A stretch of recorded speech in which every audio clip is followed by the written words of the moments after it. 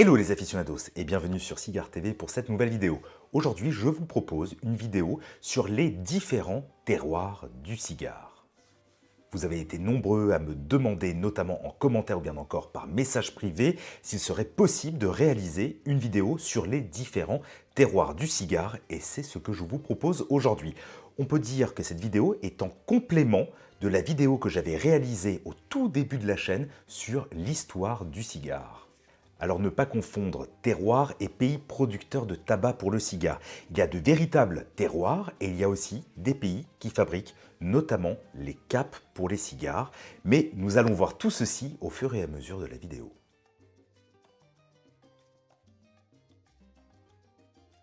Cuba la Grande, Cuba l'impératrice. Et oui, pour le commun des mortels, le cigare est un Havane. Il faut dire que c'est vrai, pendant de nombreuses années, pendant de nombreuses décennies, voire même pendant un siècle, il y a eu une prédominance de cigares cubains. Il y a un véritable savoir-faire et un véritable terroir.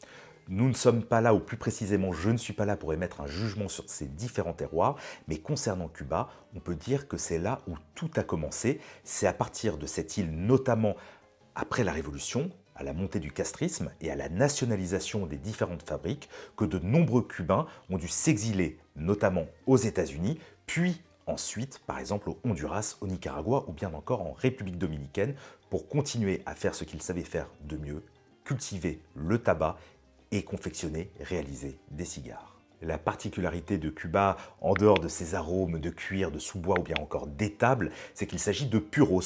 Les 5 feuilles qui composent le cigare sont d'origine cubaine. C'est ça la condition pour avoir un puro, c'est que toutes les feuilles, la cape, la sous-cape et la tripe, doivent provenir de la même origine.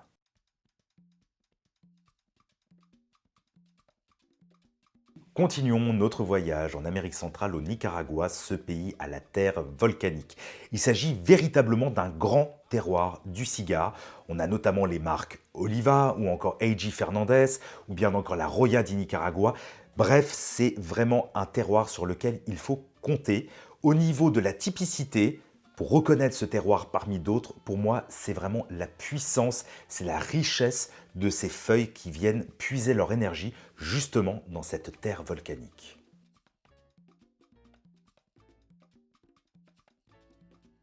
Non loin de là, direction le Honduras, un autre très grand pays du cigare, où d'ailleurs un exilé cubain a décidé de venir planter du tabac. Il s'agit de la famille Eiroa.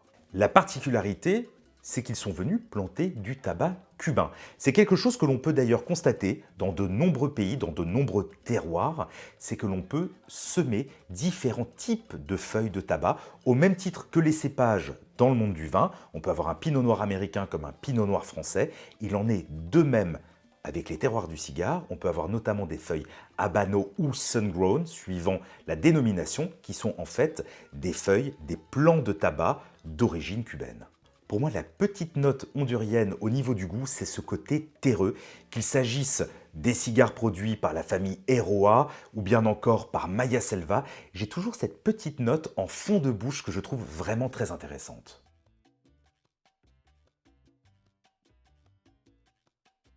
La République dominicaine, l'autre grande île du cigare. D'ailleurs, ce n'est pas pour rien que Davidoff a fait ses valises de Cuba pour aller en République dominicaine suite à la nationalisation des différentes fabriques du pays. On y retrouve évidemment Arturo Fuente, CAO, la Flor Dominicana, bref, la liste serait bien trop longue pour tous les citer, pour citer toutes ces marques, la République dominicaine étant tout simplement l'un des plus grands pays producteurs de cigares au monde. Pendant longtemps, les aficionados pensaient que les cigares de République dominicaine étaient des cigares légers. Il n'en est absolument plus le cas.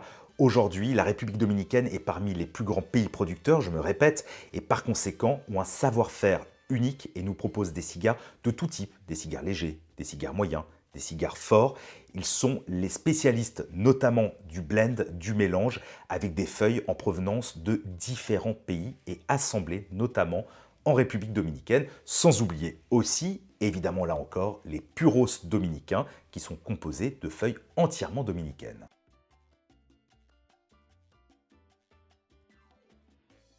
Le Mexique, souvent dénigré par les amateurs de cigares, c'est véritablement un terroir, un pays sur lequel il faut compter aujourd'hui, notamment grâce à la famille Turent, grâce au cigare Casa Turent, qui nous propose de magnifiques mélanges, de magnifiques blends à partir de graines de différentes origines, mais cultivées au Mexique.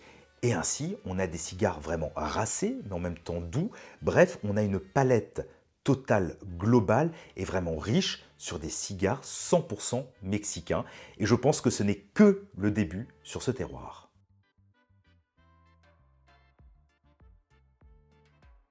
Continuons notre périple dans un autre grand pays du cigare, le Costa Rica.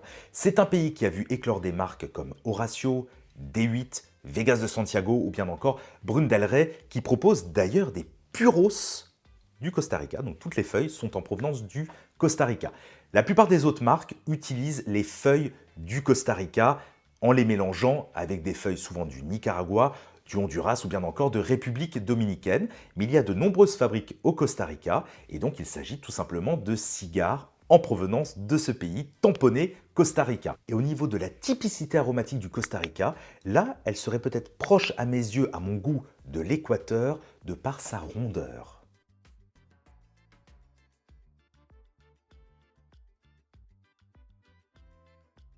En parlant d'Équateur, nous allons aborder désormais les pays producteurs de feuilles et plus précisément producteurs de capes. Ils ne font pas que des capes, mais on utilise énormément leurs capes lorsque l'on fabrique les cigares, lorsque l'on choisit son blend, son mélange. Les capes équatoriennes sont vraiment reconnaissables de par le côté gras, le côté riche qui vient enrober le reste du cigare. Dans les autres pays, il y a aussi les États-Unis, notamment avec les capes Connecticut. Les capes Connecticut sont ces capes relativement claires, relativement fragiles, qui offrent une douceur au cigare. On peut continuer aussi avec les capes du Pérou. Alors là, concernant le Pérou, il existe aussi des cigares 100% péruviens, des puros du Pérou. C'est rare, j'en avais dégusté un d'ailleurs sur la chaîne, le 1K, mais en général, on utilise plutôt les feuilles du Pérou comme feuilles de cape ou de sous-cape d'ailleurs. Ce n'est pas forcément des feuilles de cape, mais il s'agit d'un pays producteur de feuilles que l'on utilise aussi dans la confection des cigares. Et puis bien évidemment, le Cameroun. Le Cameroun, grand pays producteur de capes de cigares. Quand vous avez ces capes riches, grasses, mais en même temps un tout petit peu épaisses, en général, il s'agit de capes camerounaises. Elles sont vraiment reconnaissables et il y a un goût grillé, un goût toasté aussi en bouche.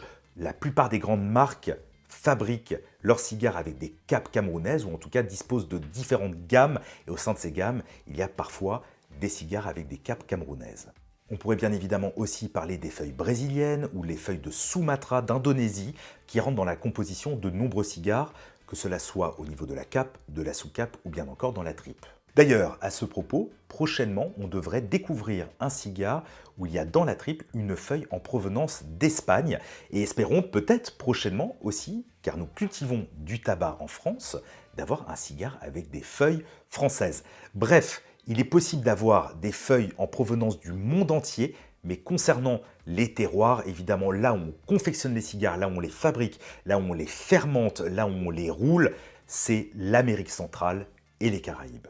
Amis aficionados, j'essaie au travers de cette vidéo de faire un tour rapide des différents terroirs du cigare ainsi que des pays producteurs de feuilles de cigare. Comme toujours, n'hésitez pas à commenter cette vidéo, à partager vos avis, vos sensations, ce que vous pensez notamment des différents terroirs, des typicités aromatiques, afin que nous puissions vraiment échanger sur le sujet. Quant à moi, je vous donne rendez-vous très prochainement pour une nouvelle vidéo et d'ici là, n'hésitez surtout pas à mettre un pouce vers le haut sur YouTube ainsi qu'à vous abonner et à souscrire à la chaîne.